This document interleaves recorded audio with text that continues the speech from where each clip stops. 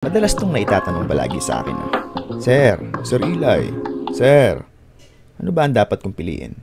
Suzuki Bergman o Honda Click 125? Ang 125cc ang pinaka-sweet spot na motor dito sa atin sa Pilipinas.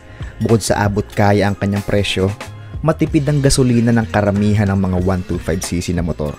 Kaya karamihan ng Pilipino, ito ang kinukuhang motor. Pangpasok sa trabaho, panghanap buhay, at syempre, panggala. So balik tayo sa tanong, Honda Click o Suzuki Bergman? Both Suzuki Bergman and Honda Click ay merong 125cc ang kanilang displacement. Pareho din silang 4-stroke, 2 valves, single overhead cam, at parehong fuel injected na rin kaya medyo tipid na rin ito sa gas. Air-cooled system si Suzuki Bergman, while liquid-cooled naman etong si Honda Click. Pagdating naman sa power, si Suzuki Bergman ay merong 8.6 horsepower at 7,000 RPM at merong maximum torque na 10.2 at 5,000 RPM, while Honda Click has a maximum power of 10.9 at 8,500 RPM at merong maximum torque na 10.8 at 5,000 RPM. Pareho na rin combi brake etong si Suzuki Bergman at etong si Honda Click. Seat height naman ng bawat motor, si Honda Click ay merong taas na 769mm, while etong si Suzuki Bergman naman ay mataas ng konti na merong 780mm. Mataas din ang ground clearance itong Suzuki Bergman na may 160mm, while 130 naman sa Honda Click. Kung sinasakyan natin itong Honda Click, no, hindi naman tayo tingkad. By the way, ang height ko is 5'4". Sa Bergman, pag doon ako sumasakay, tiptoe ako sa Bergman sa height kong 5'4". So, depende sa height ninyo. So, manageable naman i-drive ng 5'4" yung Bergman at itong Honda Click. Timbang ng motor, surprisingly, pareho silang 112 kilograms. So kung pag-uusapan natin yung power to weight ratio, medyo lamang itong si Honda Click, no? Pagdating naman sa looks, kitang-kita naman natin na mas pogi itong Honda Click na merong sporty look, while eto namang si Suzuki Bergman ay napakasimple lang, eleganteng tingnan, di ba? Sobrang ganda. Pag-usapan naman natin ang kanilang mga gulong. Ang Honda Click ay merong tire size sa harapan na 90 by 80 by 14 at sa likod naman 100 by 80 by 14. Disc brake sa harapan, drum brake naman sa likuran. While Suzuki Bergman merong 90 by 90 by 12 sa harap, 100 by 80 by 12 naman sa likod.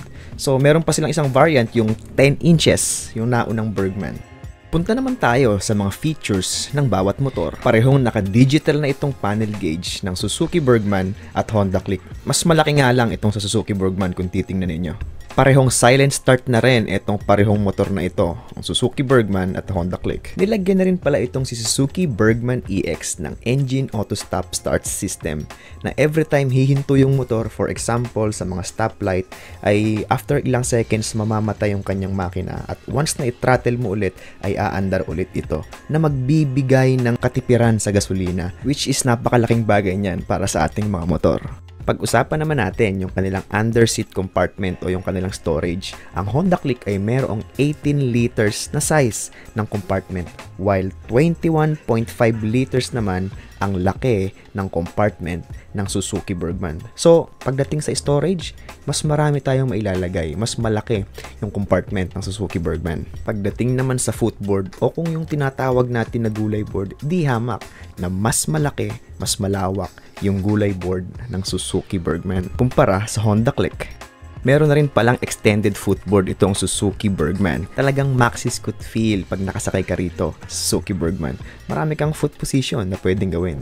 Both motorcycle ay meron na silang charging port sa harapan, no? So hindi ka magwo-worry na along the way malolobat ka. Pagdating naman sa utility hook, si Suzuki Bergman ay merong dalawang utility hook, meron sa harapan at meron doon sa may ilalim ng upuan. While kay Honda Click, meron siya doon sa unahan. Pagdating naman sa upuan, mas malapad ang upuan nito ni Suzuki Bergman at mas malambot yung kanyang cushion. So malaking factor yan pagka long ride, mas relax sa puwet natin yan pag mahaba yung tinatakbo natin. So ngayong nalaman na natin yung mga specs ng bawat motor, yung kanilang similarities and differences, ngayon ang tanong, sino nga ba ang dapat kong piliin sa dalawa? Kung ang hanap mo sa isang motor ay sporty look, maangas, makanto, go for Honda Click. Anyway, naka-liquid cooled na rin ang Honda Click. So hindi tayo basta-basta mag-worry na mag-overheat na lang yan, lalo pagka nilo-long ride natin.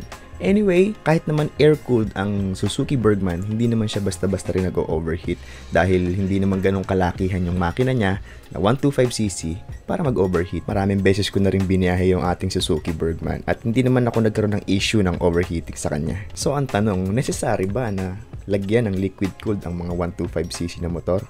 Si Honda lang ang makakasagot niyan. At kung naghahanap ka rin ng makina na merong ibubuga sa 125cc na displacement, you go for Honda Click. Kita naman natin sa mga specs kanina, di hamak na mas lamang si Honda Click kaysa kay Suzuki Bergman. Ang isa pang advantage na nakikita ko pag si Honda Click yung binili mo, dahil sa sobrang dami na niyang motor ngayon dito sa Pilipinas, napakadali na lang ng mga pyesa.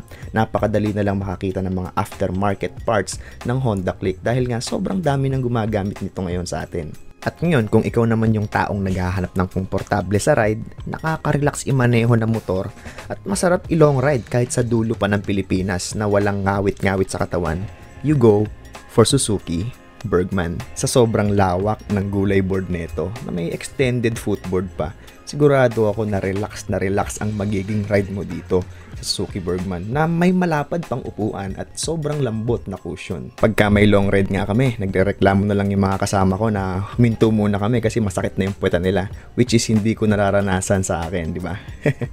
Ngayon, pag-usapan naman natin yung fuel consumption nung dalawang motor. Si Honda, ang kiniklaim ni Honda is ang kanyang fuel consumption ay 50.3 yung kanyang kilometers per liter.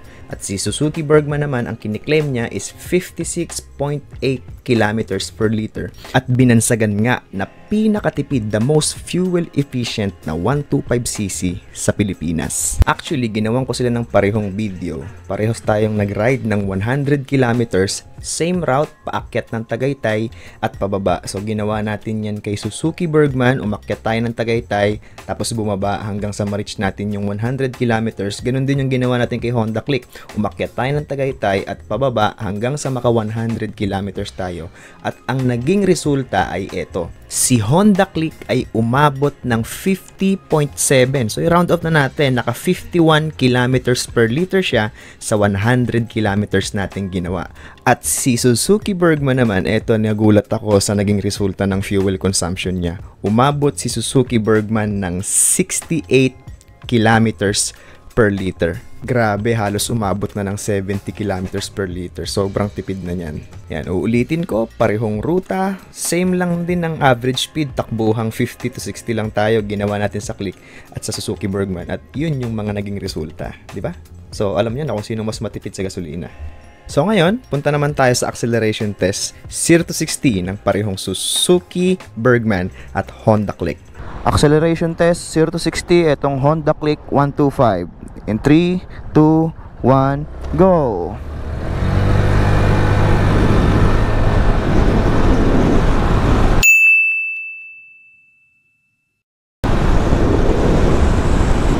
Zero to 60, in 3, 2, 1. 0 to 60.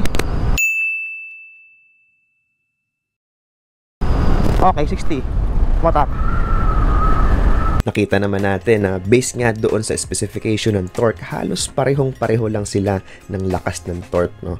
Nagmatter na lang siguro yung size ng gulong ng Suzuki Bergman, kaya siguro mas mabilis ng konti yung arangkada nitong Suzuki Bergman. Parang bisikleta, di ba? Kung familiar kayo sa mountain bike, merong tatlong sukat ng gulong ang mountain bike. Merong 26er, merong 27.5 at merong 29er. 26er yung pinakamaliit na size ng mountain bike at 29er naman yung nagsisilbing malaking size ng mountain bike. So generally, itong 26er o yung mas maliit na gulong have faster acceleration compared sa malaking gulong na 29er, no? Sapagkat yung 26er na gulong, it requires only less energy to get moving quickly kumpara doon sa 29er. So, less effort para sa makina para paikutin yung maliit na gulong kumpara doon sa malaking gulong kung sa arangkada ang usapan. However, sigurado aabutan tayo ng mas malaking gulong pagdating sa gitna at sa duluhan. Sigurado yan, aabutan ka sa dulo sapagkat mas may top speed yung mas malaking gulong.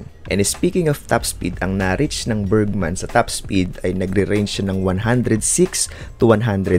Yung 109, hindi ko na lang na-videohan yun. Pero yung 106, na-reach ko yun sa may patag na kalsada. Si Honda Click naman, no, hindi ko pa siya na top speed kasi wala akong matsyempohang kalsada dito na maluwag na click yung gamit ko. Pero alam ko na mas matulin, mas may top speed itong si Honda Click kumpara kay Suzuki Bergman. So siguro sa mga point na to, may idea ka na kung ano yung kukunin mong motor, no? Pagdating naman sa presyo, ang Honda Click ay merong dalawang variant. Yung standard type na nagkakahalaga ng 81,400 at ito yung mga available colors nila, yung Pearl Arctic White, Pearl Sylvestis Gray, Pearl Crimson Red at yung Obsidian Black Metallic. At yung isang variant naman ay yung Special Edition type na nagkakahalaga ng 83,900 at ito yung mga kulay na available. Pearl Sylvestis Gray, Stellar Blue Metallic at yung Matte Fiery Red Metallic. Ito yung unit na kinuha natin, yung bukod tanging matte color ng Honda Click. Sa Suzuki Bergman naman, dalawa rin yung kanilang variant, yung Suzuki Bergman Street na nagkakahalaga ng 83,400 at yung Bergman Street EX na nagkakahalaga ng 92,400.